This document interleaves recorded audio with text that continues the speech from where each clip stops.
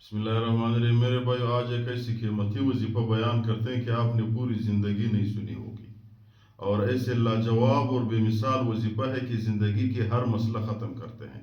رزق کے ایسے بارش آپ پہ ہو جائیں گے، اور اتنا آسان وظیفہ ہے کہ ہر بندہ کر سکتا ہے۔ علامہ جلال الدین سیوطی رحمۃ اللہ علیہ کی نسبت سے ایک کتاب میں لکھا ہوا ہے کہ جو بھی بندہ رمضان کے مہینے میں افطاری سے پہلے 3 دفعہ یا 5 دفعہ یا 7 دفعہ یا 9 دفعہ بندہ سورۃ کوثر پڑھے، اس نیت سے پڑھے کہ یا اللہ میری فقر ختم کرے، میرے رزق کو زیادہ کرے۔ دیکھو، رزق دینے والا اللہ تعالیٰ ہے۔ قرآن کریم میں فرماتے ہیں اولم یعلم ان اللہ یبسط الرزق۔ کیا تمہیں یہ پتہ نہیں ہے کہ رزق جو وسیع کرتا ہے اللہ تعالیٰ کر لیتا ہے، ویقدر، کم بھی اللہ تعالیٰ کرتا ہے۔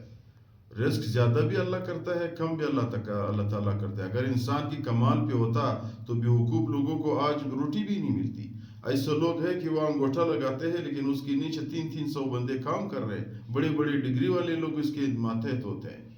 تو رزق اللہ تعالیٰ دیتا ہے۔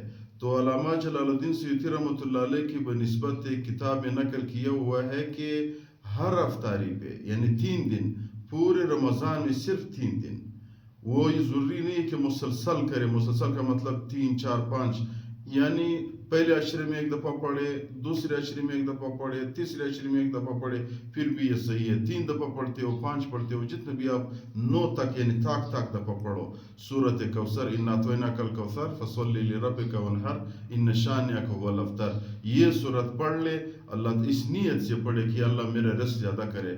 اللہ تعالیٰ اس شخص کو ایسا رزق دے گا کہ اس کو وہم اور گمان میں بھی نہیں ہوگا۔ اتنا وسیع رزق دے گا کہ اس کو حساب کبھی پتہ نہیں چلے گا کہ بھائی کدھر سے آیا ہے۔ یہ اس صورت کی وجہ سے، کیونکہ یہ صورت بھی اتنا وسیع صورت ہے۔ انا اعطیناک الکوثر، کوثر اس میں موجود ہے۔ کوثر بہت وسیع ہے، ہر بندے کو اللہ تعالیٰ پیغمبر علیہ السلام کے ہاتھوں دیتا ہے، جو پیغمبر علیہ السلام کے سچے امتی ہو۔